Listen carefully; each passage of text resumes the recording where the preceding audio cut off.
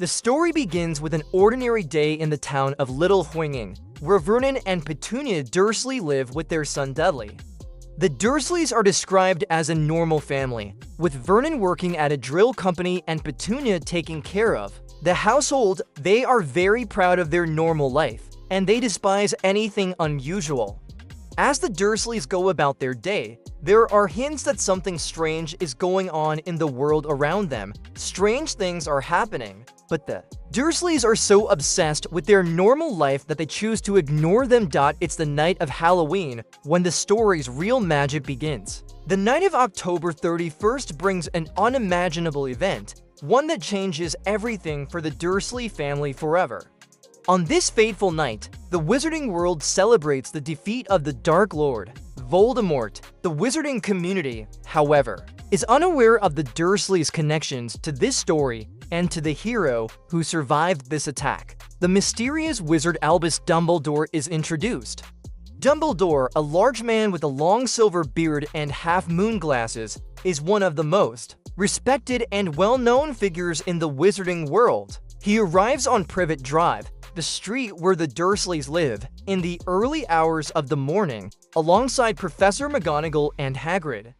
Dumbledore is described as having an almost unexplainable air of calm and wisdom. His magic is gentle, but powerful. Dumbledore, along with McGonagall, has just witnessed the downfall of Voldemort, who has tried to kill a child named Harry Potter at the very same time. Harry's parents, James and Lily Potter, were killed by Voldemort, but their son survived the curse. Harry's survival is a miracle, one that has astonished both the magical and non-magical worlds alike. The scene shifts to a very somber one. Harry Potter, an infant, is left on the doorstep of the Dursleys' house. His uncle, Vernon, and aunt, Petunia Dursley, have no idea that the baby they're about to raise will change the world forever. The Dursleys are reluctant to take Harry in, and Dumbledore notes that while Harry's parents have been killed, he is still very much alive thanks to his mother's love and a powerful magic that protected him. The Dursleys are described as not being kind-hearted people. They are hard-headed, harsh, and have a general disdain for anything magical. Dumbledore acknowledges that Harry's life with the Dursleys will not be easy, but it is the safest option for now. Harry's protection lies in his connection to his parents, and as long as he remains with them, he will be shielded from the remnants of Voldemort's curse. The Wizarding world can't protect him from the dangers lurking outside, but for now, the Dursleys' home is where he needs to be. At first, Petunia and Vernon are shocked to find a baby on their doorstep. They immediately assume the worst, that Harry's arrival has something to do with some sort of magical mishap. As they look down at Harry and realize he is the famous boy who lived, their initial shock gives way to a realization that they must care for him, even if reluctantly. Dumbledore leaves a note with Harry, explaining everything that happened, and tells the Dursleys that they are the boy's only family. He leaves, and with that, the moment that changed the course of history has passed. Harry is left alone in a cold, dark world, unaware of his fame, his legacy, or the people who will soon come to love him. All he knows is that he has to survive, and for now, that means living with the Dursleys. The chapter ends with a profound sense of mystery and a small glimmer of hope for the future of this young boy. The story picks up with Harry Potter now. Living with the Dursleys, it has been 10 years since he was left on their doorstep as an infant, and he has grown into an ordinary-looking, skinny boy of about 10 years old. However, Harry's life with the Dursleys is anything but ordinary. He has been treated poorly by his aunt and uncle, who have made it clear from the start that he is an unwanted burden. Harry sleeps in a cupboard under the stairs, and while his cousin Dudley gets everything he wants, Harry is forced to live in near isolation. The Dursleys are described as the epitome of conventional, middle-class, and mean-spirited people. They despise anything out of the ordinary and go to great lengths to keep up the appearance of normalcy. Petunia Dursley, Harry's aunt, is particularly cruel, constantly reminding Harry of how he doesn't belong in their family. She and Vernon Dursley, his uncle, are both physically intimidating. with Vernon being large and imposing and Petunia being sharp-tongued. They spoil their son, Dudley, who is spoiled to the point of being a bully. Dudley is overweight, loud, and spoiled. Given anything he wants, the contrast between Harry and Dudley's lives is stark. While Dudley enjoys the best of everything, Harry is often neglected, mistreated, and barely given any comfort. For example, Harry has to wear Dudley's old clothes, which are often too big and ragged. The story shows that Harry is frequently made to do all the chores and tasks around the house, while Dudley is treated like royalty. Dudley is used to getting his way, and he doesn't hesitate to torment Harry whenever he gets the chance. Harry, on the other hand, is a quiet, gentle child who tries to make the best of his situation. Though he doesn't have many belongings, he's a dreamer. He often fantasizes about a life outside of the Dursleys' harsh world, but he doesn't know how to change his circumstances. He doesn't understand why he is treated so poorly and doesn't fully comprehend why he is so different from the rest of the family. Even so, Harry is used to the mistreatment, and he does his best to remain respectful and out of the way. One day, things take a strange turn. The family is preparing for Dudley's birthday, and they have planned to go to the zoo to celebrate. The Dursleys make sure Harry is not involved in any of the festivities, forcing him to stay in the cupboard under the stairs. However, during the trip to the zoo, something happens that will forever alter Harry's life. Dudley and his friends are eager to get to the zoo to see the animals, and Harry is forced to tag along. At the zoo, the Dursleys ignore Harry, and he has to follow them as they walk through the exhibit. Harry and Dudley end up in front of the snake enclosure. Dudley and his friends taunt the snake, and Harry, being curious, moves closer to the glass, hoping to learn more about the creatures. Without warning, Harry speaks to the snake, something that surprises him because he has never been able to communicate with animals before. In an astonishing moment, the glass surrounding the snake's exhibit begins to vanish. The snake, suddenly freed from its enclosure, slithers out, causing a chaotic scene in the zoo.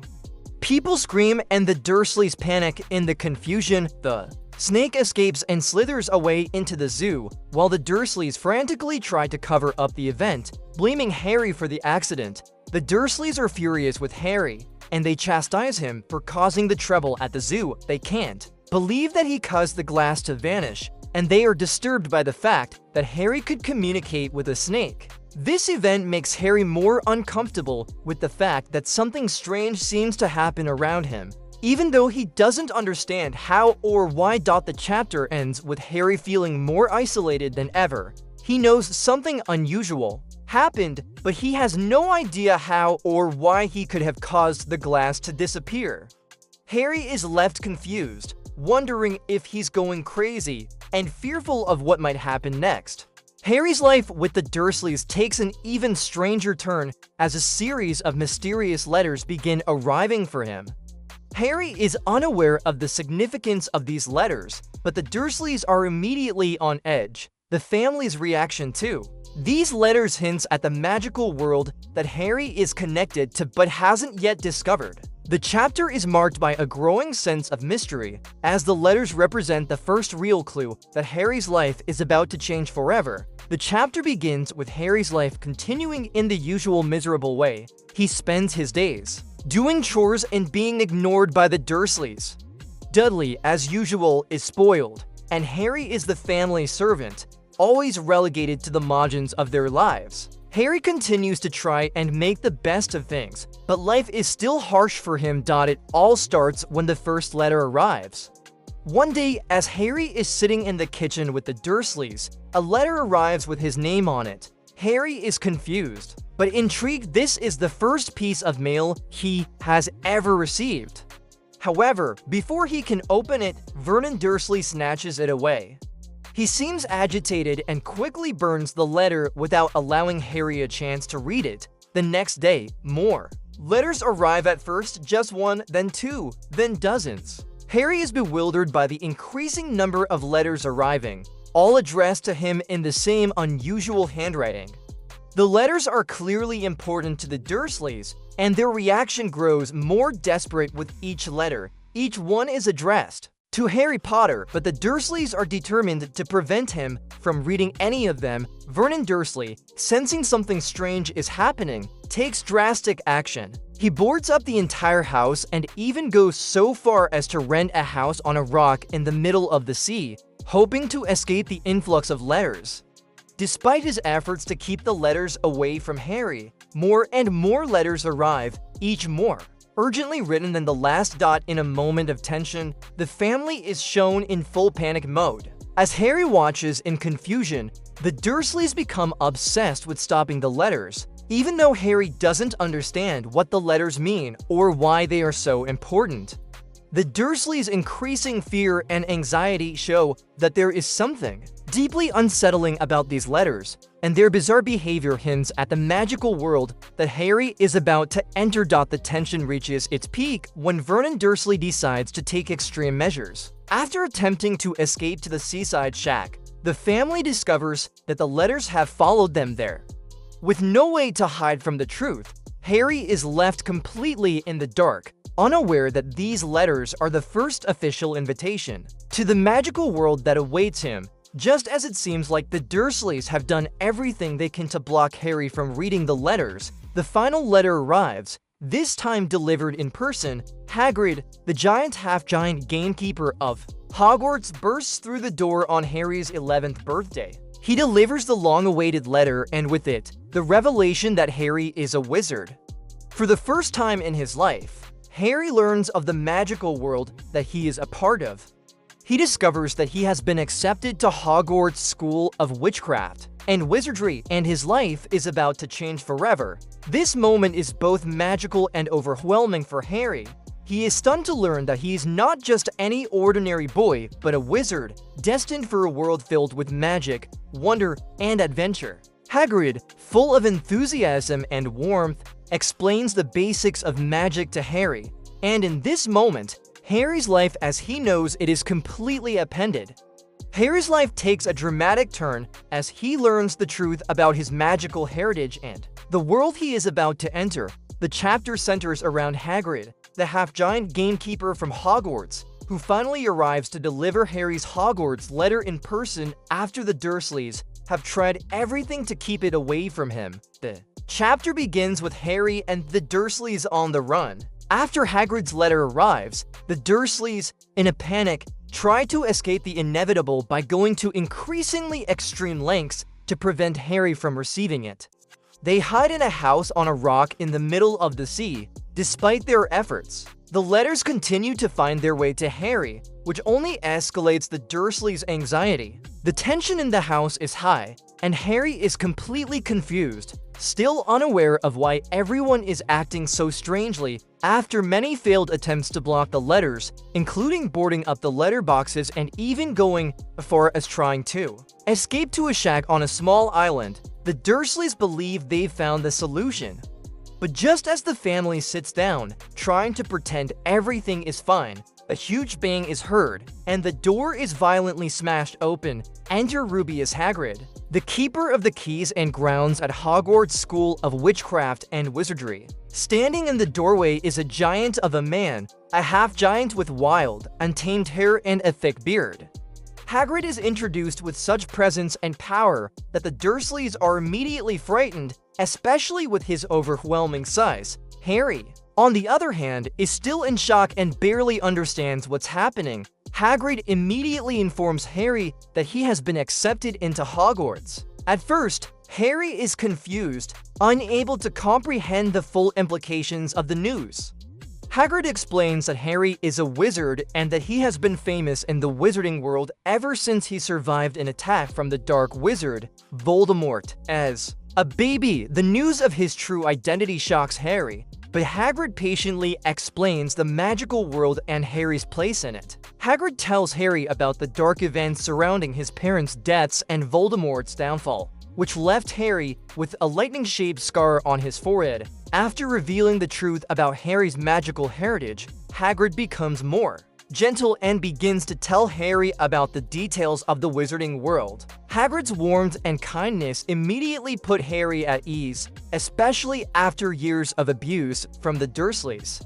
Hagrid also shares with Harry that he is famous, not only for surviving the attack, but also for being the only person ever to survive. Voldemort's curse. The Dursleys, upon hearing Hagrid's words, are horrified. They have spent years trying to keep Harry ignorant of his true background, and now everything is coming to light. Vernon Dursley tries to threaten Hagrid, but the half-giant is not intimidated. Instead, Hagrid casually and decisively overwhelms Vernon, ensuring that Harry will go to Hogwarts, no matter what the Dursleys think. Hagrid's role as a protector becomes clear as he firmly but kindly guides Harry toward his new life. He explains that Harry will need supplies for his first year at Hogwarts, and Hagrid is eager to help Harry on this new journey. Before they leave, Hagrid makes it clear that Harry's life from now on will be very different, filled with magic, adventure, and discovery. As Harry begins to absorb the truth about his magical abilities and the world around him, he's also filled with questions. However, Hagrid reassures him and tells him that he will soon be leaving for Diagon Alley, the magical shopping district, where he will purchase all the necessary supplies for his first year at Hogwarts.